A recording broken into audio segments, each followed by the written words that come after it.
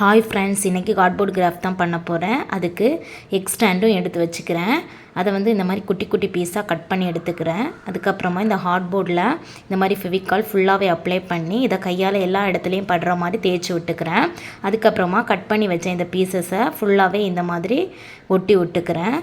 உங்ககிட்ட எக்ஸ்டெண்ட் இல்லை அப்படின்னா ஹார்ட்போர்டை கூட குட்டி குட்டியாக கட் பண்ணி இந்த மாதிரி ஒட்டி எடுத்துக்கலாம். அதுவுமே பார்க்குறதுக்கு அழகாக இருக்கும். இதை நான் ஃபஸ்ட் டைம் எனக்கு இந்த ஷீட்டு கிடச்சதுனால நான் ட்ரை பண்ணியிருக்கேன். அதுக்கப்புறமா இதை ஃபுல்லாகவே ஒயிட் அக்ரிலிக் பெயிண்டால் இந்த மாதிரி பெயிண்ட் பண்ணி எடுத்துக்கிறேன். வேறு எதுனா கலர் கொடுக்கணுனாலும் கொடுத்துக்கலாம். நான் ஃபுல்லாகவே ஒயிட் கொடுத்துருக்கேன். அதுக்கப்புறமா இந்த கேப்பில் ஃபில் பண்ணுறதுக்காக ப்ளூ கலர் அக்ரிலிக் பெயிண்ட் எடுத்திருக்கேன். அதையுமே இந்த கேப் ஃபுல்லாகவுமே ஃபில் பண்ணி எடுத்துக்கிறேன். ஒயிட் கலர்லையும் இந்த ப்ளூ கலரால் லைட்டாக டச்சப் கொடுத்துக்கிறேன். அப்போ பார்க்குறதுக்கு கொஞ்சம் கூட நல்லா இருந்துச்சு. அதுக்கப்புறம் எக்ஸ்டாண்ட்லேருந்து இந்த கோன் ஷேப்பில் இருக்கிற பாட்டை மட்டும் கட் பண்ணி எடுத்துக்கிறேன். ஃப்ளவர் மாதிரி தான் பண்ண போகிறேன். அதுக்கு இந்த மாதிரி கட் பண்ணி எடுத்துக்கிறேன். இந்த ஷீட் உங்கள்கிட்ட இல்லை அப்படின்னா நீங்கள் பேப்பர் ஃப்ளவர் கூட பண்ணி எடுத்துக்கலாம்.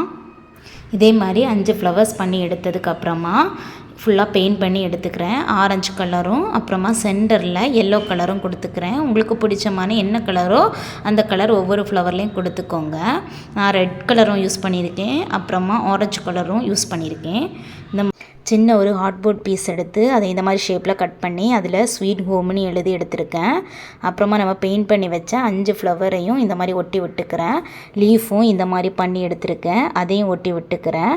அதுக்கப்புறம் அதுக்கு தண்டு இருக்கிற மாதிரி இந்த மாதிரி வரைஞ்சி விட்டுக்கிறேன். அதுக்கப்புறமா ஸ்வீட் ஹோமையும் ஒட்டி விட்டுக்கிறேன்.